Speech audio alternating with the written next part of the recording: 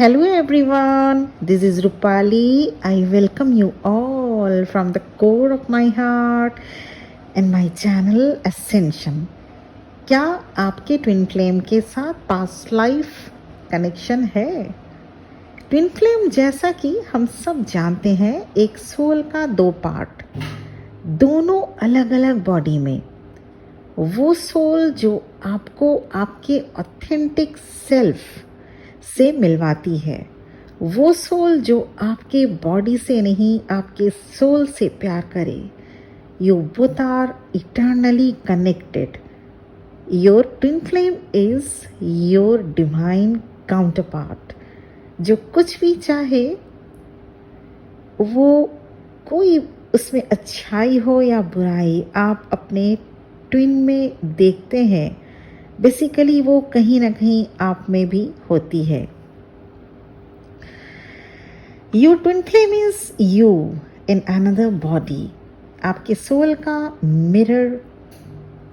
जब आप अपनी हीलिंग करते हैं वो भी हील होते जाते हैं।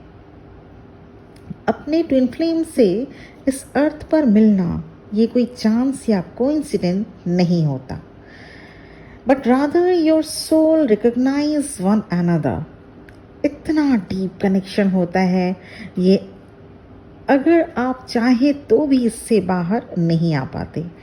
आप अपने ट्विन के साथ होकर फिर से जी उठते हैं। Your entire world is shaken and yet you are at home. इस एक पर्सन के लिए आप बिना दोबारा सोचे कुछ भी करने को तैयार होते हैं। और अगर आप खुद से पूछें क्यों आप इतना क्यों कर रहे हैं उस पर्सन के लिए, यू हैव नो आंसर। चाहे वो पर्सन ने आपको जितना भी दुख दिया हो, जितना भी हर्ट किया हो, you will love this person without regret for the rest of your life. Twin flame love connection आपके पूरे लाइफ टाइम में ऐसा कनेक्शन होता है जिससे आप कभी बोर नहीं होंगे और ना ही कभी भूल पाएंगे। क्योंकि जब मैं अपनी एक्सपीरियंस अगर बताऊं, जब मैं भी सेपरेशन में थी तो इतने क्वेश्चंस आते थे माइंड में जिनका आंसर ढूंढने के लिए मैं तड़प उठती थी। इसलिए मैं आप सबको बताना चाहती हूँ कि अगर आप भी कुछ ऐसा ही किसी पर्सन के साथ फील करते हैं, अगर वो आपका ट्रू ट्विन फ्लेम है तो आपका उससे पास्ट लाइफ कनेक्शन ज़रूर होगा। तो फर्स्ट साइन, मैं 4 साइन बताऊंगी। फर्स्ट साइन ये है, आपको अपने ट्विन से मिलते ही आपके मन में ये ख्याल आता रहेगा कि आप इस पर्सन को पहले से जानते हैं, कहीं तो कोई रिश्ता होगा इससे। और ऐसा क्या है जो मैं याद किए जा रही हूँ या जा रहा हूँ, पर याद आ नहीं रहा। ये सभी बातें आपके माइंड में चलने लगेंगी। Some kind of togetherness feel होगा। एट द सेम टाइम आपको डाउट भी होगा कि ऐसा तो नहीं कि आप क्रेजी होते जा रहे हैं, ऐसा तो नहीं कि आप कुछ ज़्यादा ही इन्वॉल्व होते जा रहे हैं। तो साथ में ये फीलिंग भी चलती रहेगी, आप और आपकी ट्विन सेम सोल होते हुए भी अलग अलग इनकार्नेट, दो डिफरेंट बॉडी में। तो पास्ट लाइफ में भी आपका और आपके ट्विन का कनेक्शन था, क्योंकि आपकी दोनों की सोल एक ही है। तो डाउट भी करेंगे आप और इधर यकीन भी करने का मन होगा। जैसे मान लीजिए आप ईयर 1670 में बर्थ लिए हो। ईयर 1670 मान लीजिए आपने बर्थ लिया इस अर्थ पर। फिर आप ईयर 1770 में भी बर्थ लिए। फिर से आपका जन्म 1890 में भी हुआ। अब इस बार आपके सोल को स्प्लिट करके गॉड ने दोनों बॉडीज में भेजा।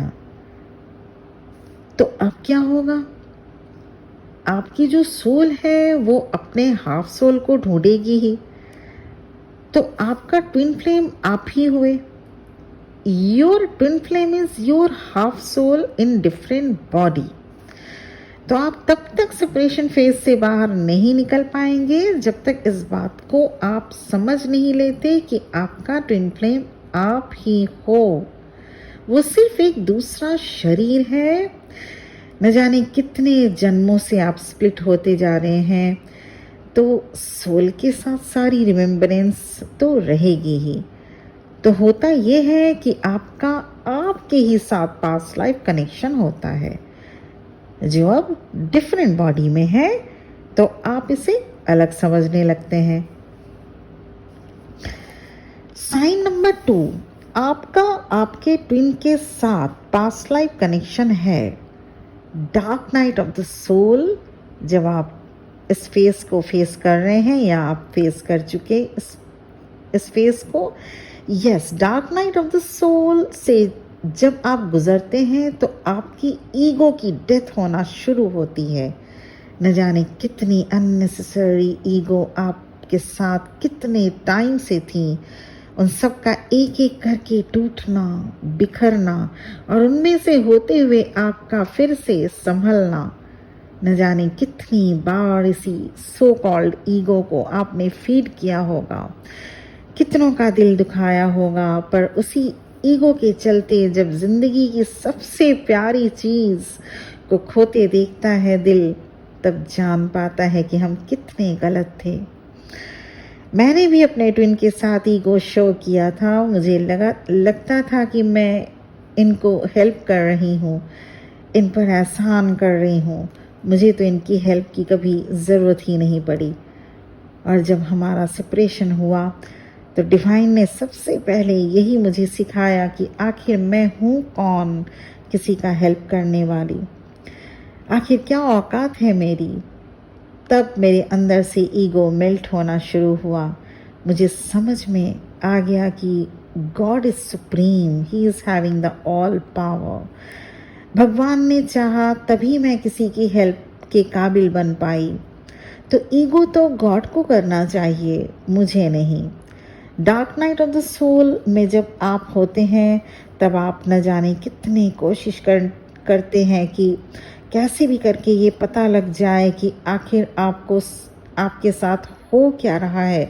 आप वीडियो देखने लगेंगे, टैरो रीडिंग देखने लग जाएंगे, आपको कहीं ना कहीं से सिर्फ आंसर चाहिए कि ये क्या हो रहा है आपके साथ। इस दौरान न तो आप ठीक से खा पाते हैं, न ठीक से सो पाते हैं, न कुछ करने का मन करता है, यहाँ तक कि आपकी day to day life, job भी ठीक से नहीं हो पाती।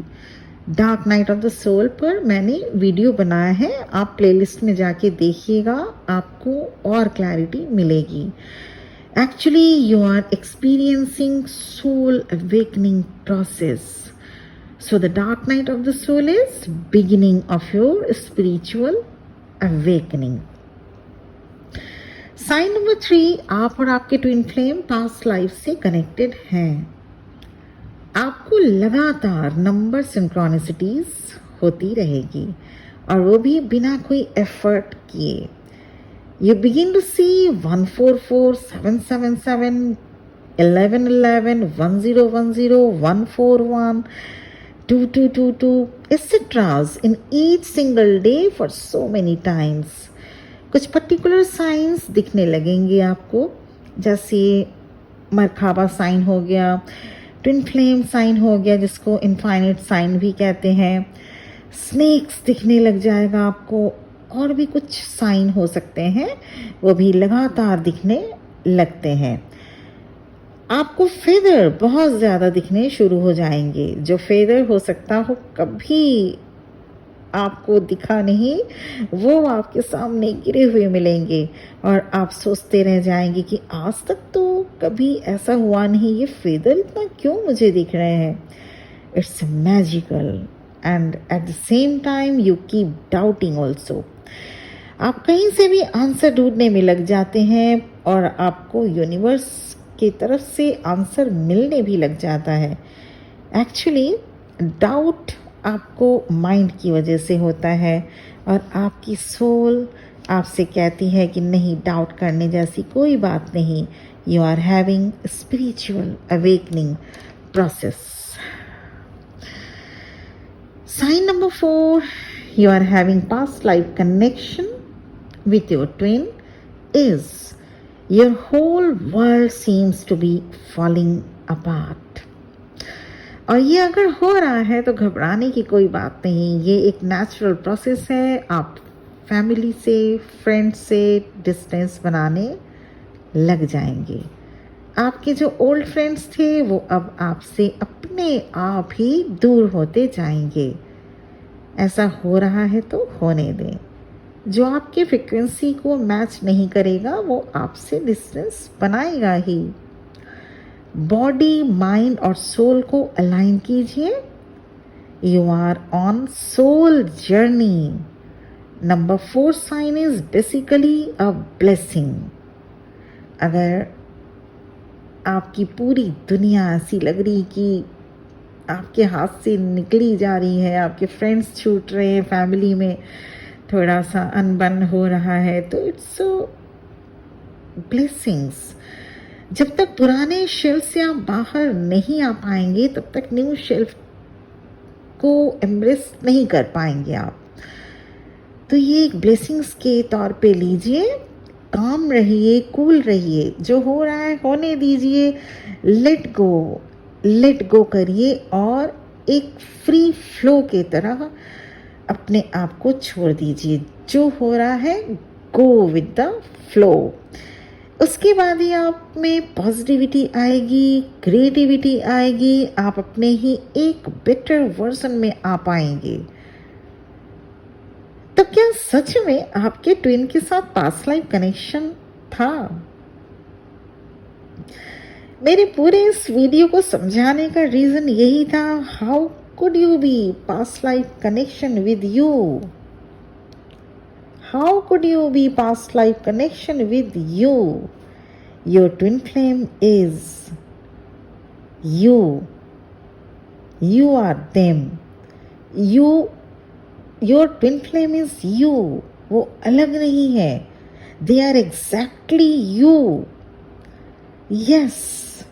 आपके हाफ सोल के साथ पास्ट लाइफ कनेक्शन है जो अब दूसरे बॉडी में है. क्योंकि आप दोनों सोल एक हो तो आपके सोल के साथ, आपका अपने ही हाफ सोल के साथ पास्ट लाइफ कनेक्शन है. और जो आधा हिस्सा आपके सोल का वो दूसरे बॉडी में है. ये तो सोल की जर्नी है. इसलिए पास्ट लाइफ कनेक्शन है जो अब दूसरे बॉडी में है. पास्ट लाइफ कनेक्शन आपके ट्विन के साथ नहीं. पास्ट लाइफ कनेक्शन आपकी खुद की सोल के साथ है जो अब दूसरे बॉडी में स्प्लिट फॉर्म में है. तो ये था मेरा आज का वीडियो. समझाने में मुझे ये थोड़ा ट्रिकी वे कह सकते हैं या एक प्रॉपर गाइडेंस मैं ढूंढ रही थी इसको कैसे समझाया जाए. मुझे उम्मीद है आपको थोड़ा मैं गाइडेंस दे पाई हूँ और आपको पसंद भी आया होगा. तो thank you very much my viewers for listening to me. आज के लिए इतना ही. ओम नमः शिवाय.